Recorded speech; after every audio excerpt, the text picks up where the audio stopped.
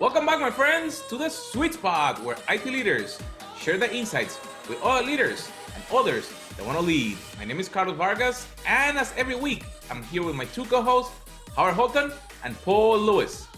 Hey, guys. Hey there. Hey, Carlos. So,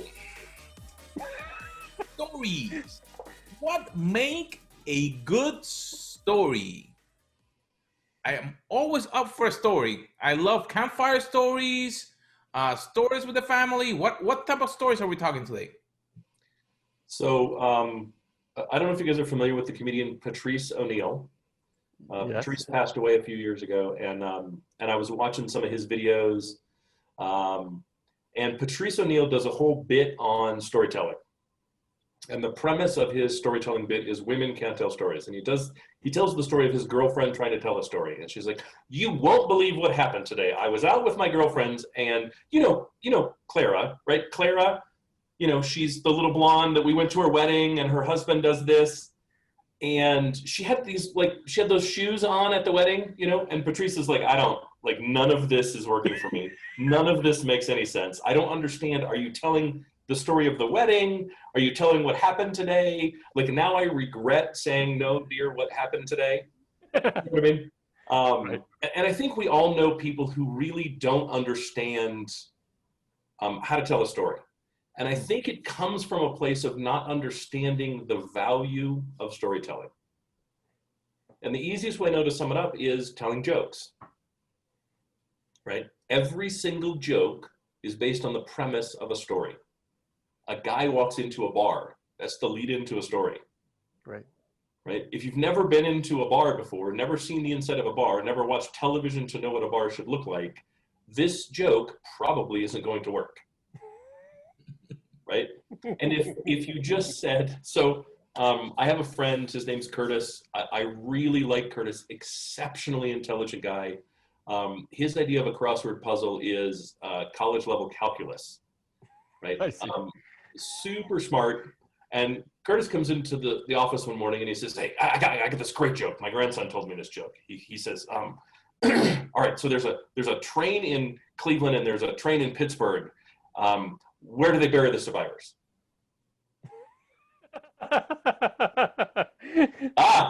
See, look at Carlos's face. You can see exactly what my face looked like at the time. And then I started laughing and I said, Curtis, I'm pretty sure there's more to that joke. No, that's the joke. Where's the middle part? Curtis, were they on the same track? Were they headed towards each other? And was there a crash? Because none of those things occurred. And he goes, oh, you're right. I totally screwed that up.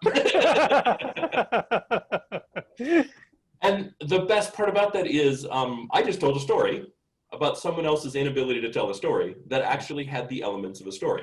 Right.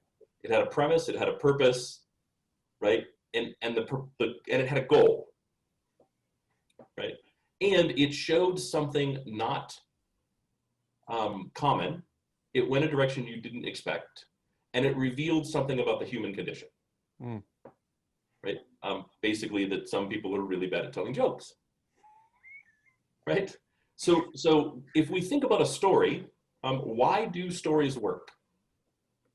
And I'm sure I've told this before, but I know not everyone watches all of our podcasts. So stories work because the oldest job is neither priest nor prostitute. The oldest job in history is, in fact, the historian of the tribe. The storyteller of the tribe was the person that had the most value in the tribe, because the job of the storyteller was to tell us where we came from. And if you know where you came from, then you know who you are.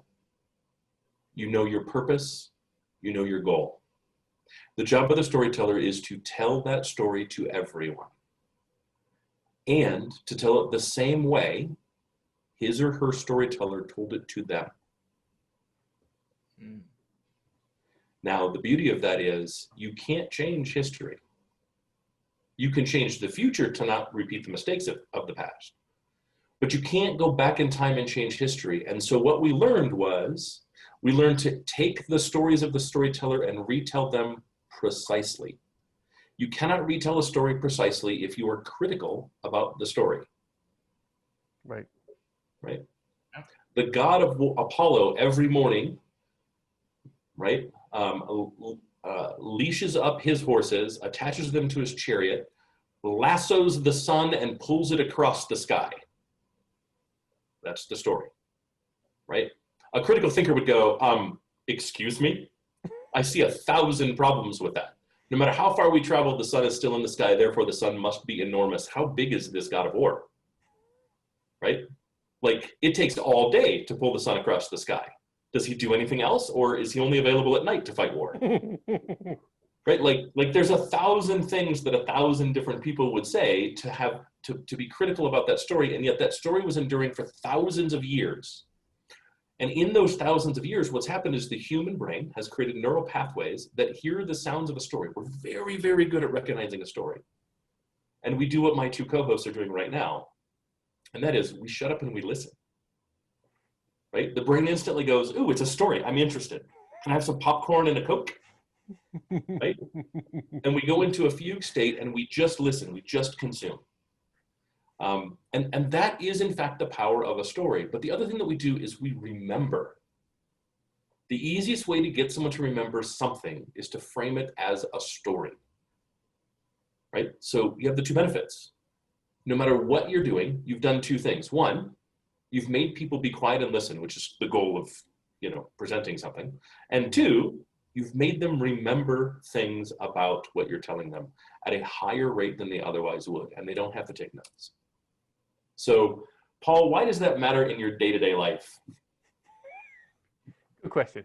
I would also add to that I usually inform an audience, as an example, if I'm in front of them, that I'm about to tell a series of stories.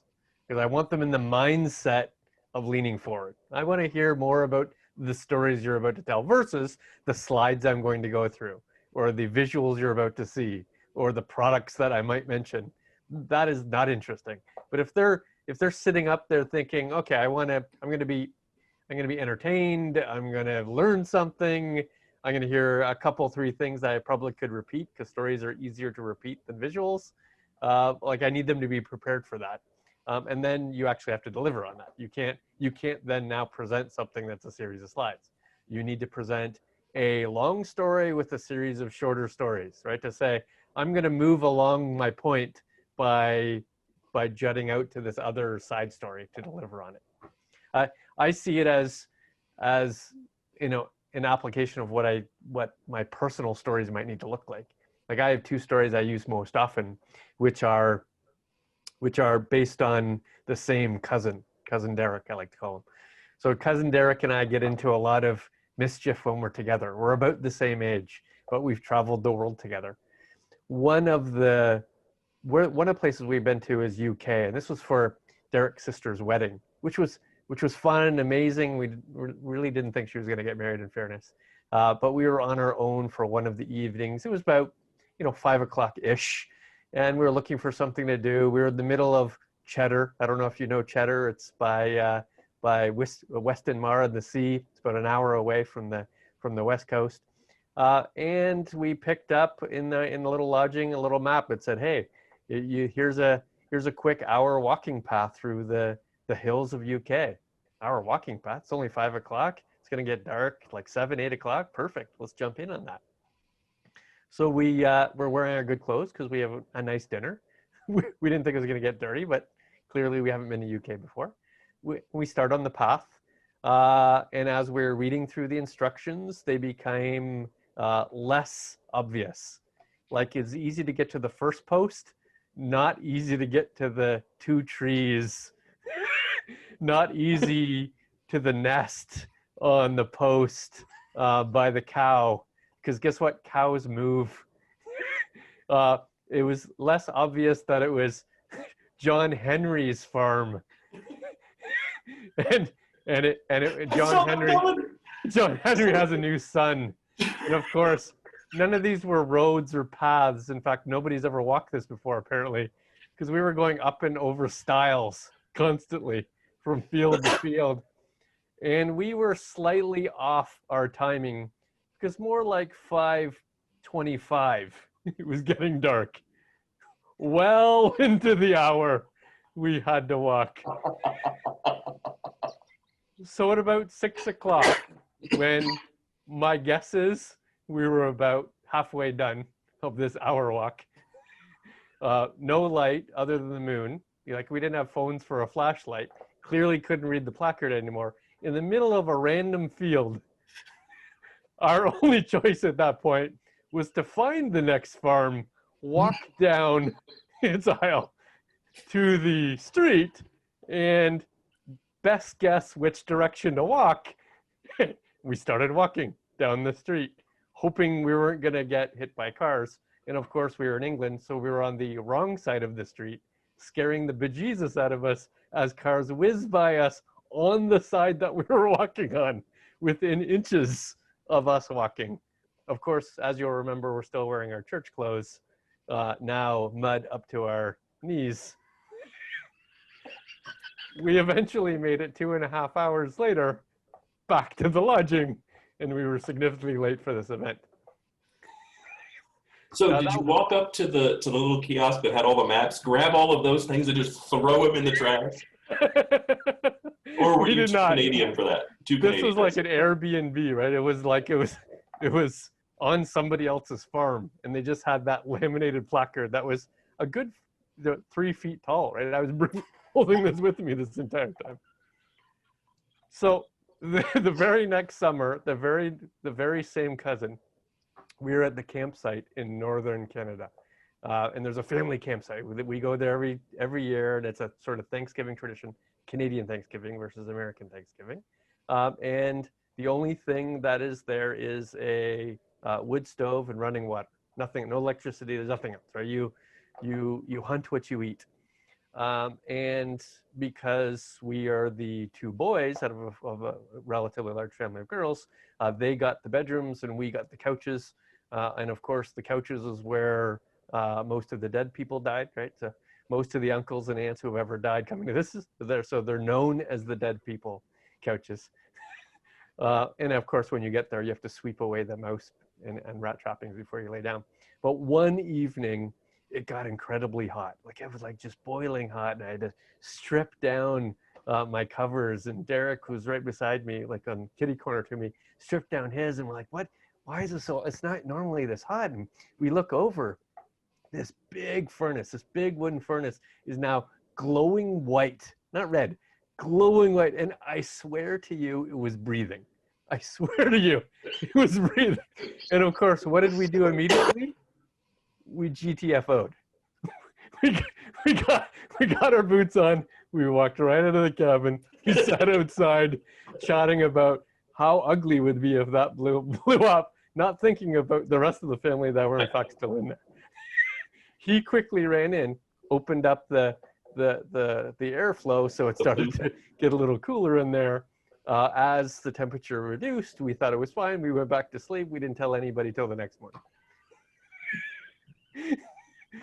And boy, were they mad. I guess they expected us to save them, but it was too hot to save. Too hot to save them. Hey, y'all gonna die, bro! So I've used those in a circumstance in technology. I said, isn't this interesting where people need to read directions to get through, and haven't pre-planned on how the actual approach was going to be to actually deliver on this? And isn't this silly Derek Young, my cousin, getting me into some weird and wild situations when realistically, this person saved me both of those times? It was Derek who knew actually where and how to walk home, and he was the one who knew how to open up the flue in order to get this breathing, living device back to something normal. But it's also interesting for two reasons, right? The first is instructions only written by an expert tend to not work for a non-expert. Right. Right. I mean, the first story makes that clear. Always have a non-expert read through the instructions that you made before publication. Right. Right. And the second one is features of a device that are obvious to the creator are not so obvious to the user. Right. Right. Fantastically good stories. So what are the elements that make a good story? Carlos, what did you get out of it? So I will say your story needs to have a character that whoever is listening has to some way, somehow connect to it. I don't think that it has to be themselves, but they need to see that and how it relates to them. You're talking about you were with cousin Derek or someone else. So the character defines, because that's what you're gonna try to see yourself in there. But two, you need to have a point that it will engage you in the story. If you will have started with, I was my cousin, the furnace was gonna blow up, we opened. I mean, that's effectively the story, right? That's effectively the tale. I don't have any more detail there. But it's not actually entertaining. Exactly. And the whole idea of a good story is to take you out of where you are and bring you into that world. So if you see any of the movies, could be Disney, could be Marvel, could be anyone, like, I just remember like when the Mandalorian, the series, was coming out, for the longest time since I saw the baby thing, I don't know if it was, I used to call it Baby Yoda, so I was thinking that was little Yoda, and then it wasn't until the end, oh wait, no. You see, I was engaged into their story, getting into it.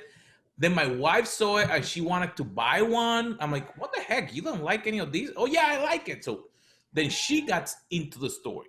You see, the idea of the story is taking you out from where you are and connecting you with the story, and then pivoting the story to use it to communicate a message, something that you want the person to take an action. Because if there's no action, then at the end you're not gonna do anything. Like Tom and Jerry, if you see all the cartoons, there was always a reason. One was trying to do something wrong. When you do something wrong, you don't end up getting the correct thing. So, and when Jerry was the one doing it wrong, Tom was the one being happy. You see?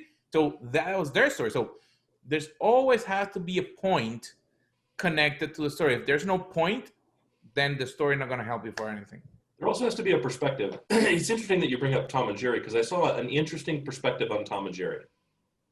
Right? We're taught to think that Tom and Jerry do not get along.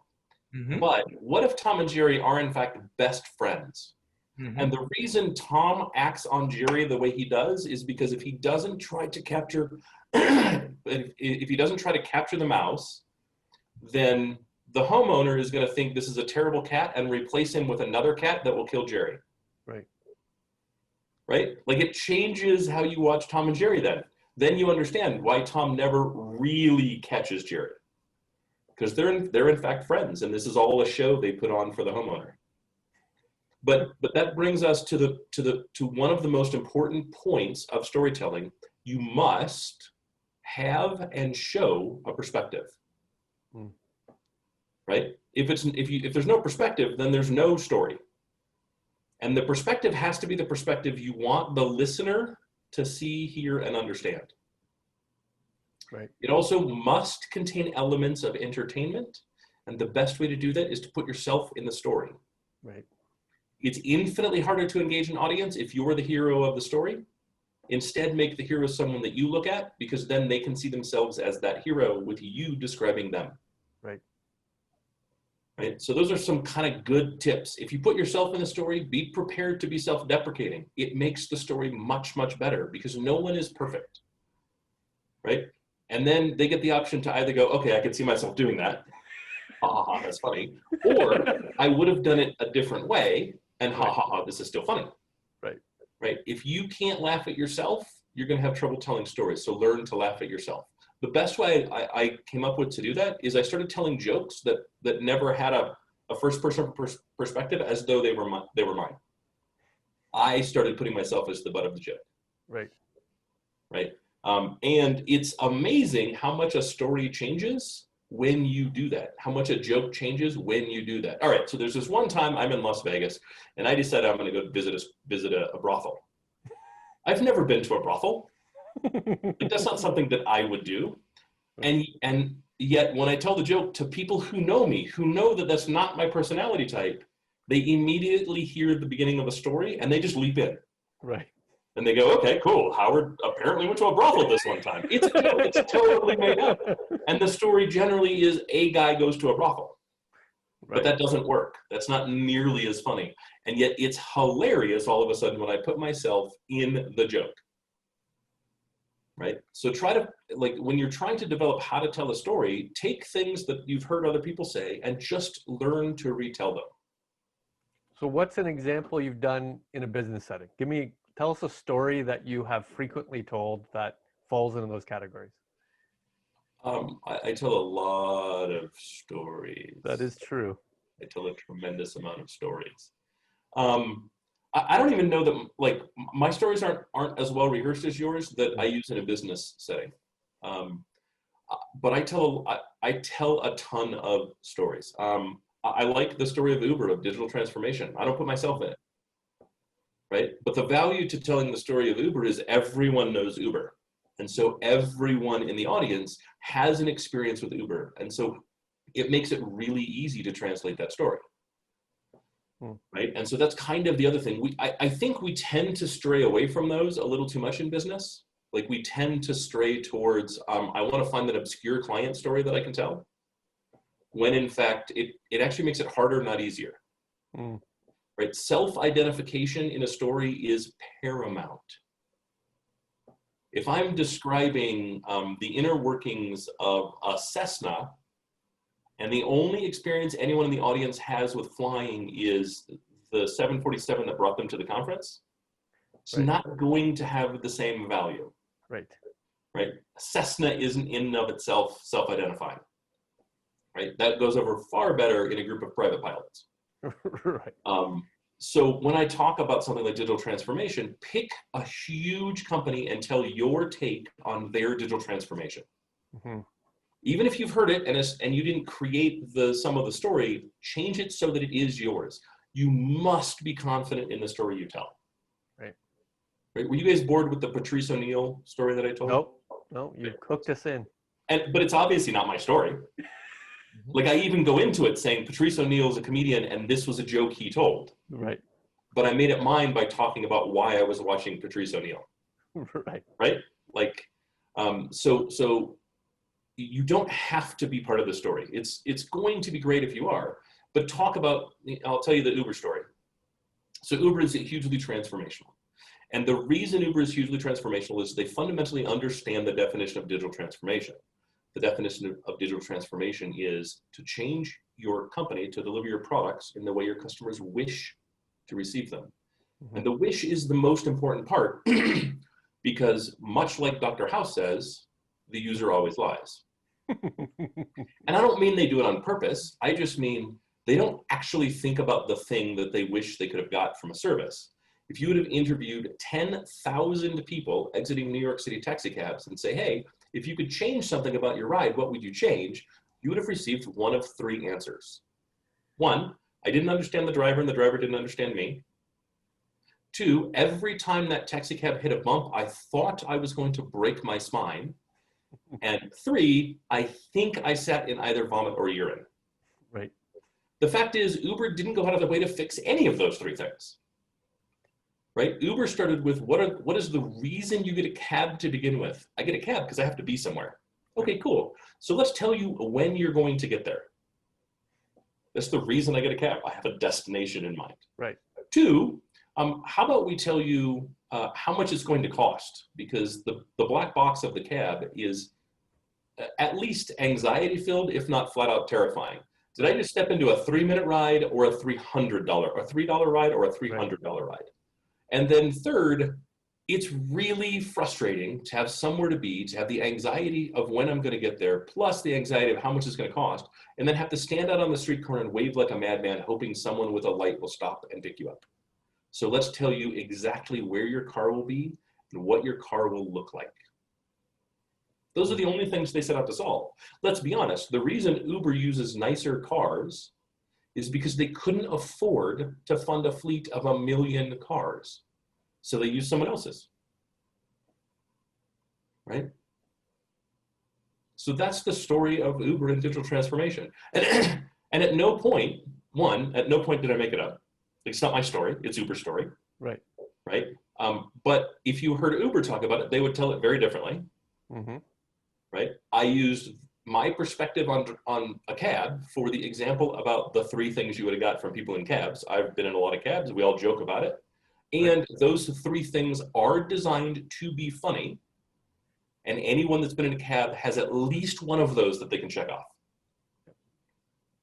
And it's not designed to be accurate. It's designed to create a perspective, to walk you through a decision-making process. Yeah. I can do the same thing on Uber on Marriott versus Airbnb. I have one on Netflix, all designed to illuminate my definition, which I firmly believe is the best definition of digital transformation. And my definition is informed from other people. I didn't create it all on my own. Mm-hmm. Right? So what about you? So let me tell a story that applies directly to the audience to which I hope we have. CTOs, CIOs, technology executives. So here's what happened several years ago. Several years ago, my organization acquired 12 companies in 5 years. Relatively big set of new companies. And therefore, as you can imagine, I had a whole bunch of technology, including licenses for software that spanned open agreements, select agreements, enterprise agreements, so on and so forth, especially when something it was simple like desktop, right? Like end user technology. There came a time when some organization, and I'm sure you know who, came to me and said, you know what, it's time to re-up that enterprise agreement. And since you now have 10,000 endpoints instead of 1,000 endpoints, your new price tag is X. Isn't this great? And while it was great, it was a order of magnitude greater than I normally would have expected to pay for an enterprise agreement. So their first response to me was, this is clearly financially better than your current model. You currently pay $1 million, and this is clearly $1 less than $1 million. Therefore, it's better. Yeah. So my immediate reaction to that, because I know how my CFO thinks, is I don't believe either of those 2 numbers. You're going to have to do some work, roll up some sleeves, and give me a little bit more detail on what that means. So they do so. They come back and say, it's $1 less than $1 million, but here's the explicit value you're going to get from it. Not only are you going to get the same value you currently have now, here's a whole bunch of extra things that you can now avoid not buying for, right? And now it's included in this. So now the value is $1.1 million, even though the price is $1 million less than $1. And I said, while that's an interesting analysis, it is irrelevant to me. I have no idea whether I would ever use or acquire that technology in the future. Therefore, the value is equivalent to the price. So I need you to do different work. What I really need you to do is apply history, as we talked about. What I really need you to do is to go back 5 years on those 15 or 12 different companies. And I want you to do the math as if I had bought an enterprise agreement for each one of those companies at that time. Then tell me what I would have paid had I in fact spent that money, and then project that forward. If I had saved money that way, will in fact I save money going forward? And they did that math, and they found out that in fact keeping some open agreements was better than consolidating to a full enterprise agreement. But there's value to me in that I've now proven the math, so I can go to the CFO and say, hey, this math actually works. But they've actually proven to me that history matters, and that history, the knowledge of that, applies in fact to the future, even if the future changes over time. Valuable exercise. Yeah. I had almost the same experience with the same vendor. I see. Right. So when the company started, they tried to put us in a SPLA, which is Service Provider Licensing Agreement. Right. At a effective 5 to 10x cost. Right. We were a startup and obviously did not have the funding for that. Right. So I dug into the legal requirements. I found within their own licensing agreement definitions that fit us, that moved us out of the SPLA. Right. I came back to them with those agreements and they said, we believe you to be correct, so we're going to authorize that licensing agreement.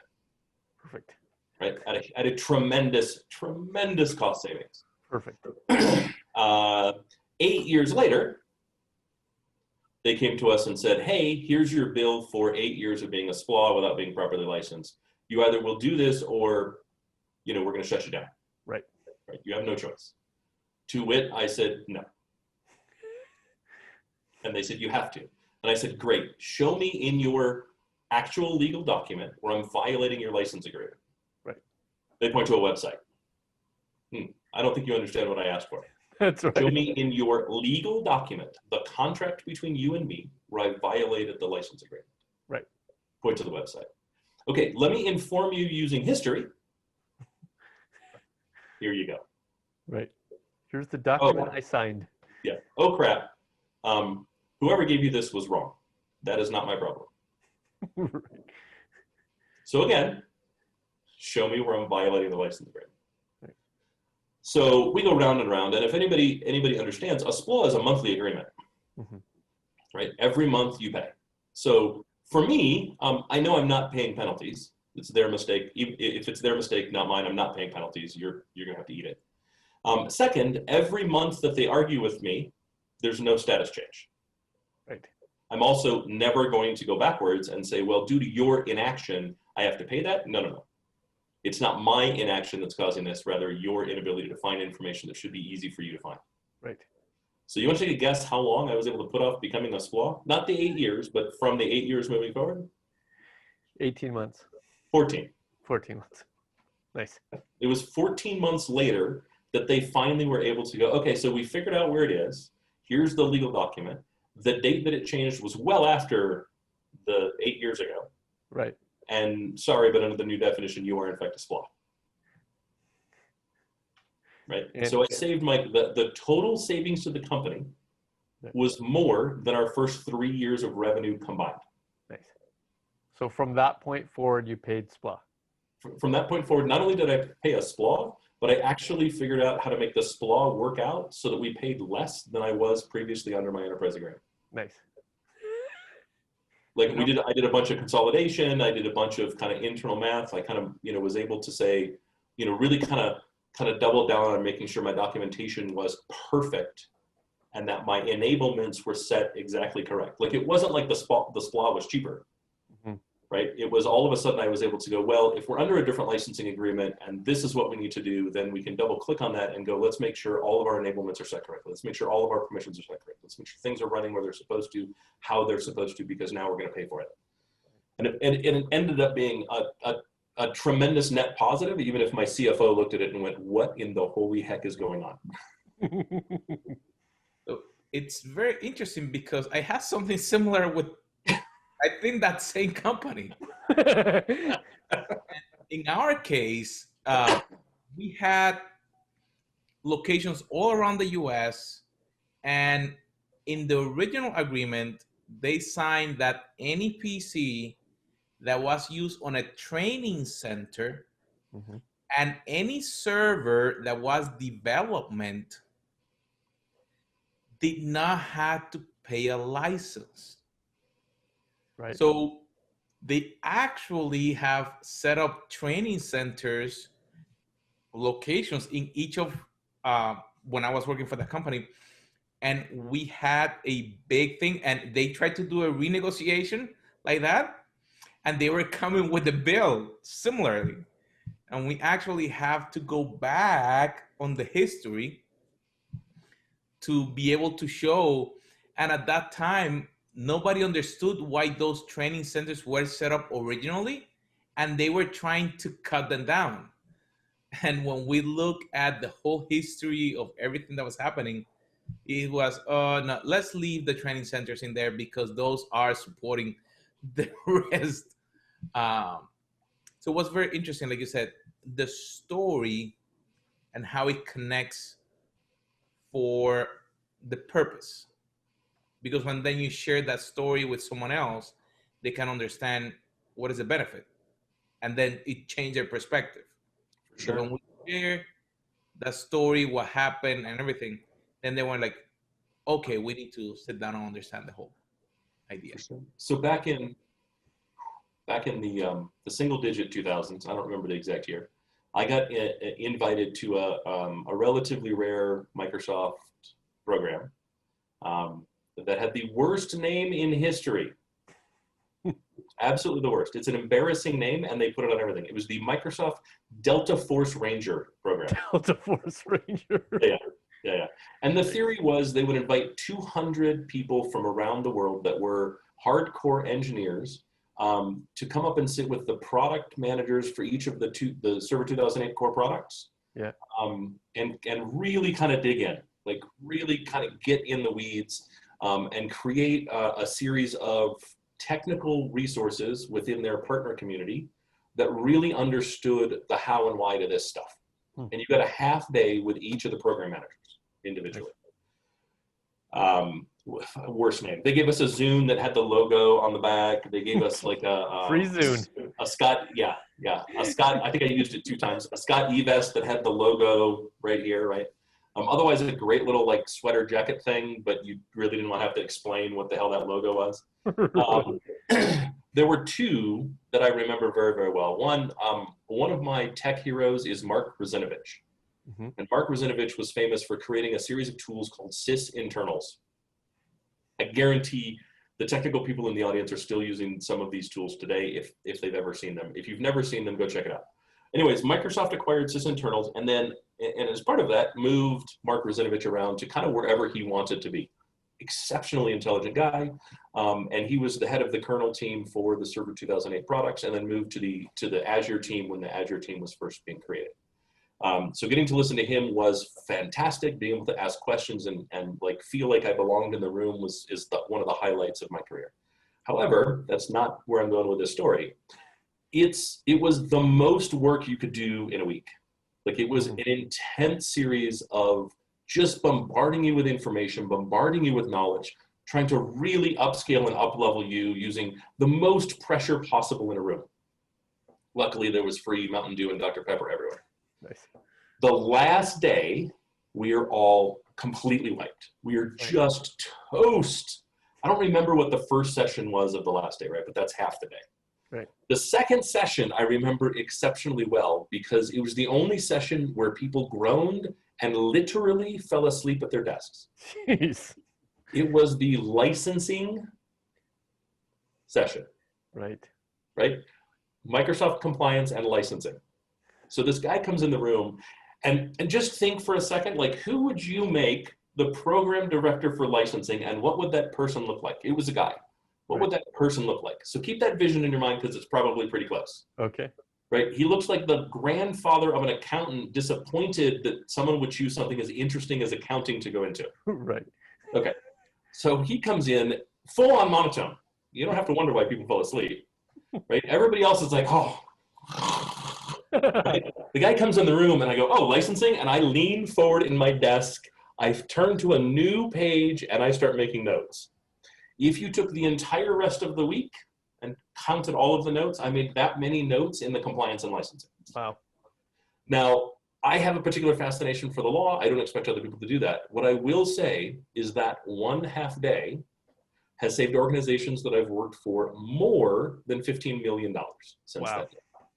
And will continue. I did licensing consulting for companies that were that failed an audit and were getting penalties. Wow. I saved one customer 7-8 figures. Nice. In that audit. So how you just had to get a percentage.